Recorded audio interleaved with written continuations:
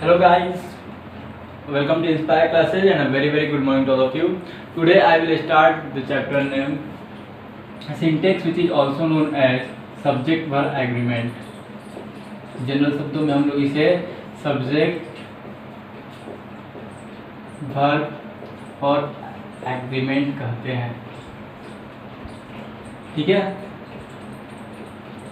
बात करते हैं इसके डिफिनेशन की हम लोग। तो डिफिनेशन जो है इसका काफ़ी सिंपल है, इसके नाम से हमें डिफिनेशन मिल जाता है।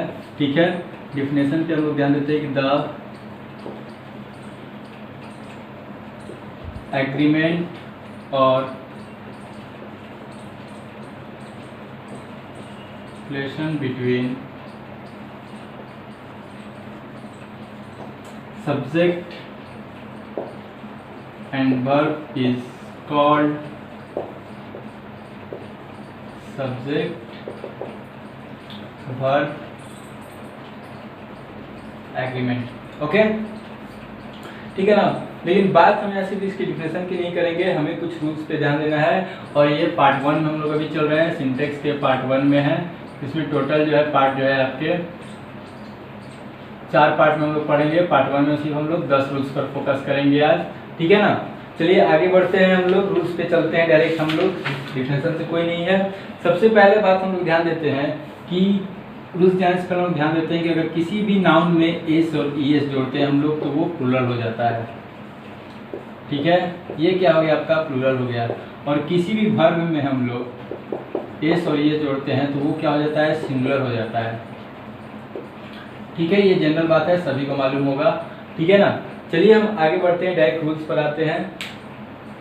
फर्स्ट रूल कहता है कि अगर सेंटेंस का सब्जेक्ट जो है सिंगुलर हो तो वर्ब भी कैसा होगा, सिंगुलर होगा। Mean that if the subject of a sentence is singular then the verb will be also singular. For example लेते हैं हम लोग, Mohan dash a good boy. ठीक है, इज और आर ऑप्शन में देता हूँ। सिंपल सी बात है, सबको आ रहा होगा कि मोहन क्या है, एक सिंगुलर सब्जेक्ट है। ठीक है, और ये क्या है, हमें याद देना है, ये प्लूरल वर्ब है और ये सिंगुलर वर्ब है। तो जनरल सी बात है, हम इसमें इज भरना पसंद करेंगे। ठीक है ना, तो इसमें कोई ध्यान देने वाली बात नहीं है। रूल 2 जो है उस पर ध्यान देते हैं। रूल 1 था, रूल 2 जो है ध्यान देते हैं कि I is the only subject which use singular और प्लूरल वर्ब विद। आई जो है एकमात्र ऐसा सिंगुलर सब्जेक्ट है जिसके साथ हम लोग सिंगुलर वर्ब और प्लूरल वर्ब का भी यूज करते हैं। ठीक है ना, was and verb I want to पढ़ना, ध्यान दीजिएगा इसमें हैज और हैव है। ठीक है, तो यहाँ क्या है, वाज लगाएंगे, सिंगुलर लगाएंगे, मैं थका हूँ, और यहाँ हम क्या लगाएंगे, हैव लगाएंगे। जनरल बात आप लोग को मालूम है, हैव लगाएंगे तो गलत होगा। तो कंडीशन क्या हो गया, ये प्लूरल वर्ब है और ये सिंगुलर वर्ब है। यहाँ पर ये सिंगुलर सब्जेक्ट है और यहाँ भी ये सिंगुलर सब्जेक्ट है। कहने का मतलब है कि आई ही एकमात्र ऐसा सब्जेक्ट है, सिंगुलर सब्जेक्ट है, जिनके साथ हम प्लूरल वर्ब भी लगा सकते हैं और सिंगुलर वर्ब भी लगा सकते हैं। कोई डाउट नहीं। रूल 3 जो है आपका, यू पर बात करते हैं। ठीक है, it is only subject which act as singular and plural. ठीक है, ये एकमात्र ऐसा सब्जेक्ट है जो कि सिंगुलर में भी यूज होता है और प्लूरल में भी यूज होता है, बट इसके साथ हम लोग हमेशा सिंगुलर वर्ब का यूज करते हैं। देखिए यू आर एन, सॉरी, इसके साथ हम लोग हमेशा प्लूरल वर्ब का यूज करते हैं। You are an engineer, are लगा हुआ है। और एक और लेते हैं एग्जाम्पल, यू आर इंजीनियर्स। ठीक है ना, यहाँ भी आर लगा हुआ है। यहाँ पे यू जो है सिंगुलर के रूप में काम कर रहा है। एक बंदे को मैं बता रहा हूँ कि आप जो है इंजीनियर हैं, एक इंजीनियर है, एन इंजीनियर लगाया हूँ मैं। और यहाँ पे मैं बहुत से लोगों की बात कर रहा हूँ, इंजीनियर्स है, तो यहाँ पे ये प्लूरल सब्जेक्ट के रूप में काम कर रहा है। बात क्लियर हो गई। यू एकमात्र ऐसा सब्जेक्ट होता है जो सिंगुलर और प्लूरल दोनों रूप में काम करता है। ठीक है, नेक्स्ट रूल चलते हैं हम लोग, रूल 4 पे चलते हैं। रूल 3 तक मेरे हिसाब से कोई डाउट नहीं, काफ़ी सिंपल था ये।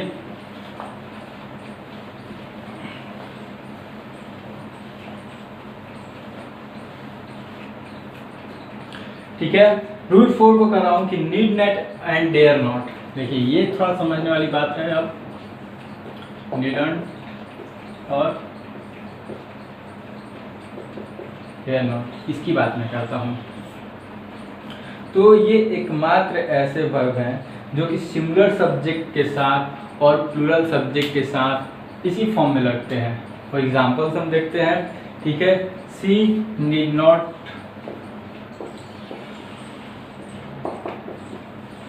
Go there. अब कहना है आपका कि सर ये तो सिंगुलर सब्जेक्ट है, फिर ये प्लूरल फॉर्म में क्यों लगा हुआ है? तो मैं बता दूं कि यहाँ पर ये जो है ऑक्सिलरी वर्ब का काम करता है। मार्जिनल पूरी तरह से कहा जाए तो मार्जिनल ऑक्सिलरी वर्ब का काम करता है। Sometimes it also act as main verb, ठीक है ना। कभी कभी हम लोग इसे मेन वर्ब के रूप में भी यूज हम लोग करते हैं, ठीक है। चलिए ध्यान देने की बात है। अब नीड्स नॉट अगर आप लगाते हैं कि सिंगुलर सब्जेक्ट है, ठीक है ना, तो ये क्या हो जाएगा आपका रॉन्ग हो जाएगा, गलत हो जाएगा। और डेयर नॉट भी जो है वो भी सिंगुलर सब्जेक्ट के साथ ही प्लूरल फॉर्म में लगता है। एक और मैं आपको एग्जांपल याद दे देता हूँ ताकि आपका डाउट जो है वो क्लियर हो सके। ओके, एक प्लूरल सब्जेक्ट के साथ भी हम लोग ले सकते हैं, सिंगुलर सब्जेक्ट के साथ भी ले सकते हैं, कोई दिक्कत वाली बात नहीं है। डेयर कहते हैं he dare not oppose his father. इसलिए मैंने डेयर नॉट लगाया है, डेयर्स नॉट लगाता तो वो गलत हो जाता, ठीक है। अब बात करते हैं इसमें कुछ और भी इम्पोर्टेंट पॉइंट जानने को है कि अगर नॉट हटा दिया जाए दोनों से मैं क्या करता हूँ, नॉट हटा देता हूँ, नीड कर देता हूँ और डेयर कर देता हूँ। तो अब क्या हो गया, ये मेन वर्ब हो गया, ठीक है ना। अब ये मेन वर्ब के साथ साथ ऑक्सिलरी वर्ब भी है, लेकिन अब जो है ये चेंज कर जाएगा। ही नीड्स टू गो, समझ गया ना बात को। वही नीड नॉट आता तो क्या होता, चेंज नहीं करता, ठीक है। आगे बढ़ते हैं हम लोग। एक और चीज़ है इसमें जानने को कि इसके साथ नीड नॉट और डेयर नॉट के साथ हम लोग इन्फिनिटिव का यूज नहीं करते हैं, ठीक है। इन्फिनिटिव का मतलब होता है टू प्लस वर्ब 1, ठीक है ना। हम लोग इसके साथ इन्फिनिटिव का यूज नहीं करते हैं। अगर ऐसा हम सेंटेंस लिखते हैं कि ये जैसे ये था, ही नीड नॉट टू गो, ठीक है ना, तो ये टू जो है आपका गलत हो जाएगा, ही नीड नॉट गो हो जाएगा। सिर्फ क्या होगा, ही नीड नॉट गो, ये जो होगा आपका सही होगा ये सेंटेंस। इन्फिनिटिव का यूज हमें, जो इन्फिनिटिव है इसको हम लोग को इसके साथ यूज नहीं करना है। Clear that? अब कोई दिक्कत नहीं है। मैं फिर से बता रहा हूँ कि नीड नॉट और डेयर नॉट को हम लोग मार्जिनल ऑक्सिलरी वर्ब करते हैं, जो कि सिंगुलर सब्जेक्ट और प्लूरल सब्जेक्ट के साथ प्लूरल फॉर्म में यूज होता है, ठीक है। इसको अगर नॉट हटा के नीड और डेयर करें तो ये मेन वर्ब के रूप में एक्ट करता है और सब्जेक्ट के हिसाब से बदल जाता है। सिंगुलर सब्जेक्ट में सिंगुलर हो जाएगा और प्लूरल सब्जेक्ट में प्लूरल हो जाएगा। और सबसे बड़ी बात कि इसके साथ हम लोग इन्फिनिटिव का यूज बिल्कुल ही नहीं करेंगे, वो पूरी तरह से गलत हो जाता है, ठीक है। आगे बढ़ते हैं हम लोग।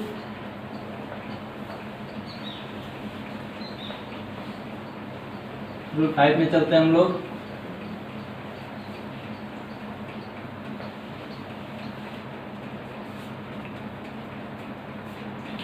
कराया सपोजिशनल सेंटेंस एक होता है जिसको हम लोग कल्पना कहते हैं, जैसे मानते हैं हम लोग, एक्चुअली वो होता नहीं बट हम लोग उसकी कल्पना करते हैं। ऐसे सेंटेंस को पहचानने का तरीका ये स्टार्ट ही होंगे आपके if, as, though, if only, suppose, I wish, we wish, he wishes, she wishes, ये सब के साथ स्टार्ट होते हैं, ठीक है। तो इनके साथ हम लोग प्लूरल सब्जेक्ट वर्ब का यूज करेंगे, हालांकि वहाँ पे प्लूरल सब्जेक्ट हो या ना हो इससे मतलब नहीं है। फॉर एग्जाम्पल लिख लेते हैं रूल 5 के लिए हम लोग, I wish he were my servant. ध्यान दीजिए, आई विश है, कल्पना है कि मैं कल्पना करूं कि वो मेरा सर्वेंट होना चाहिए, ठीक है ना। तो ही है कैसा है, सिंगुलर, वर्ब कैसा है, प्लूरल। इसे हम लोग क्या कर सकते हैं, सपोजिशनल सेंटेंस कहते हैं, जिससे हम लोग कल्पना कर रहे हैं। एक और एग्जांपल मैं ले सकता हूँ आपके लिए, ठीक है। एक और एग्जांपल हम लेते हैं कि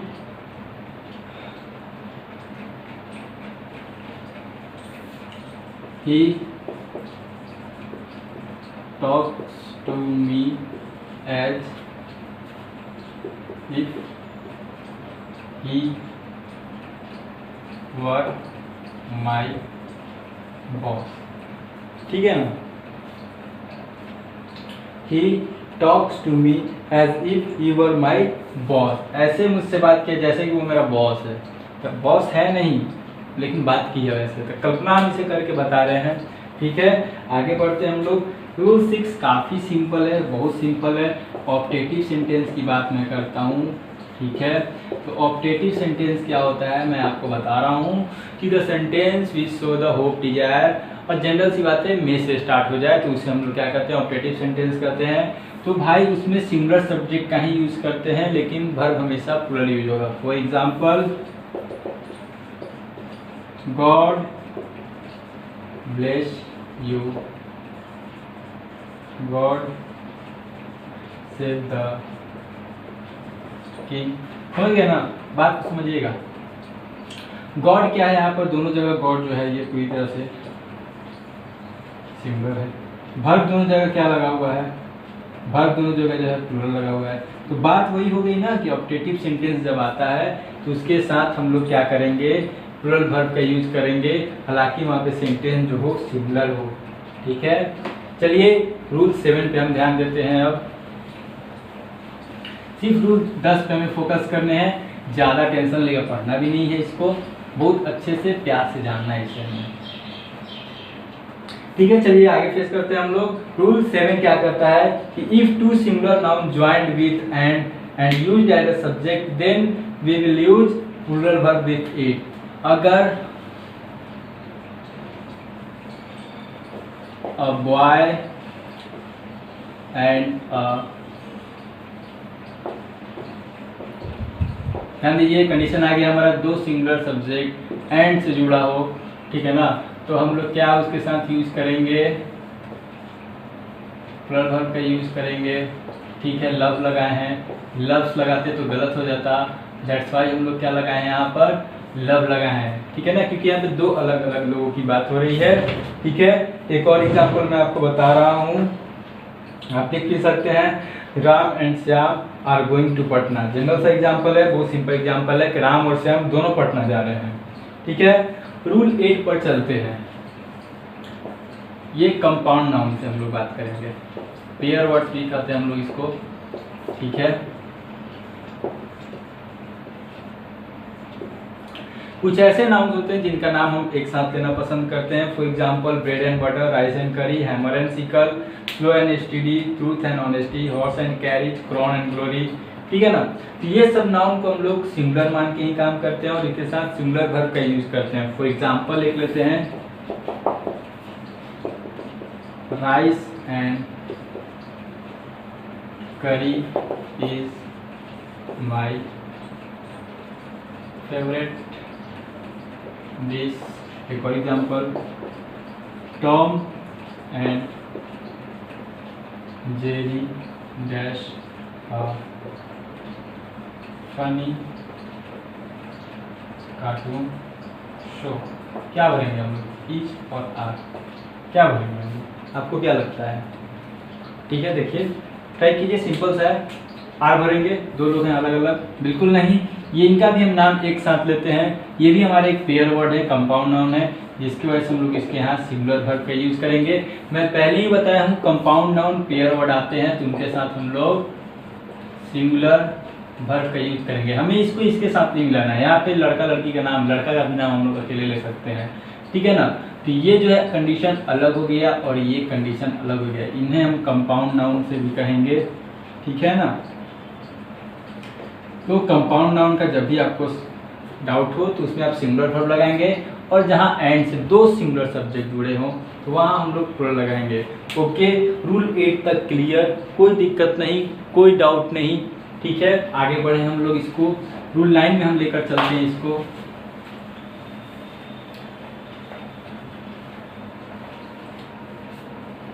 ठीक है ना। रूल 9 में क्या है, फैमिली रिलेशन एक्सप्रेसिंग वर्ड। ठीक है, ध्यान दीजिए, बहुत अच्छा चीज है। फैमिली रिलेशन एक्सप्रेसिंग वर्ड, ध्यान दीजिए क्या है ये।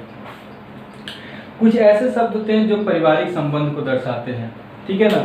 और ये पारिवारिक संबंध नाम जो है एंड से जुड़े हों और फर्स्ट जो नाउन हो उसके पहले पोसेसिव एडजेक्टिव का यूज हो जाए, तो क्या करेंगे हम उसके साथ, कैसा वर्ब यूज करेंगे। दिमाग लगाने वाली चीज है। देखिए मैं आप लोग को देता हूँ, my mother and father dash come has, क्या लगेगा आपको, ठीक है। क्या होना चाहिए जनरल। मैं अब बात कर रहा हूँ कि family relation expressing word and से जुड़े हों और फर्स्ट नाउन के पहले पोसेसिव एडजेक्टिव आ जाए। ये जो है आपका पोसेसिव एडजेक्टिव है, ठीक है। तो क्या यूज करेंगे भाई, देखो यहाँ पे क्या यूज करेंगे, मम्मी अलग है पापा अलग हैं, दोनों एक नहीं हो सकते हैं, अलग अलग हैं, दो पर्सन है, तो यहाँ पे हम लोग दो पर्सन है तो प्लूरल है, और प्लूरल है तो हम लोग इसके साथ क्या करेंगे, प्लूरल वर्ब का यूज करेंगे। माई अंकल एंड आंट, तो क्या हो गया, प्लूरल हो गया। वर्ब कैसा लगेगा, प्लूरल वर्ब लगेगा, कोई दिक्कत नहीं, एकदम बढ़िया मजा से एकदम पढ़ना है, ठीक है। रूल 10, चलिए 10 रूल, लास्ट रूल पे हम लोग चल रहे हैं, ठीक है। If two singular noun joined with and article and possessive adjective use before first noun, दो सिंगुलर नाउन एंड से जुड़े हो, principal and secretary dash their, option हम लिखते हैं वाज और वर। क्या कर रहा है कि दो सिंगुलर नाउन एंड से जुड़े हो और फर्स्ट नाउन के पहले द या फिर पोसेसिव एडजेक्टिव आ जाए, तो कैसा वर्ब यूज करेंगे आप देखिए, कोशिश करिए इसको। The principal and secretary dash their, क्या होगा, वॉज देयर होगा। मैं इसका रीजन बता रहा हूँ आपको कि अगर दो प्रोफेशन एंड से जुड़े हों तो, या फिर दो नाउन एंड से जुड़े हों और फर्स्ट के पहले द या फिर पोसेसिव एडजेक्टिव आ जाए, तो समझिए कि ये दोनों पोस्ट एक ही व्यक्ति का है, यानी जो प्रिंसिपल है वही सेक्रेटरी भी है। ध्यान दीजिए, जो प्रिंसिपल है वही सेक्रेटरी भी है, एक ही पर्सन है, तो सिंगुलर वर्ब का यूज करेंगे। द पोएट एंड फिलोसफर, ये क्या हो गया, द पोएट एंड फिलोसफर, एक ही व्यक्ति है, एक ही व्यक्ति जो पोएट है और फिलोसफर है, तो इसके साथ हम लोग क्या करेंगे, सिंगुलर वर्ब का यूज करेंगे। लेकिन अब क्या यहाँ बात आता है कि अगर दोनों के पहले द आ जाए, ठीक है ना, अगर दोनों के पहले द आता है तो हम लोग क्या करेंगे। अब देखिए थोड़ा सा ट्विस्ट में डाल रहा हूँ इसमें, ठीक है। रूल 11 है लेकिन इसको इसी में समझ लीजिए। द प्रिंसिपल एंड द, ठीक है, सेक्रेटरी डैश देयर। अब क्या है, वाज और वर्ब देते हैं, ठीक है ना। अब क्या करेंगे, तो जब दोनों नाउन के पहले द या फिर पोसेसिव एडजेक्टिव आता है तो दो अलग पर्सन हो गए, प्रिंसिपल अलग हो गया और सेक्रेटरी अलग हो गया, तो यहाँ हम क्या करेंगे, वर का यूज करेंगे, नो डाउट। लेकिन अगर एक द हटा देते हैं तो क्या यूज करेंगे, वॉज का यूज करेंगे, ठीक है ना। अगर द लगा दिए तो किस चीज़ का यूज करेंगे, वर का यूज करेंगे, क्योंकि यहाँ टू पर्सन्स हो जाता है, ये पूरा सब्जेक्ट क्या हो जाता है, प्लूरल हो जाता है, और ये पूरा सब्जेक्ट क्या है, सिंगुलर है। Okay, thank you. वीडियो अच्छा लगे तो लाइक और सब्सक्राइब करना ना भूलें। Thank you, that's all.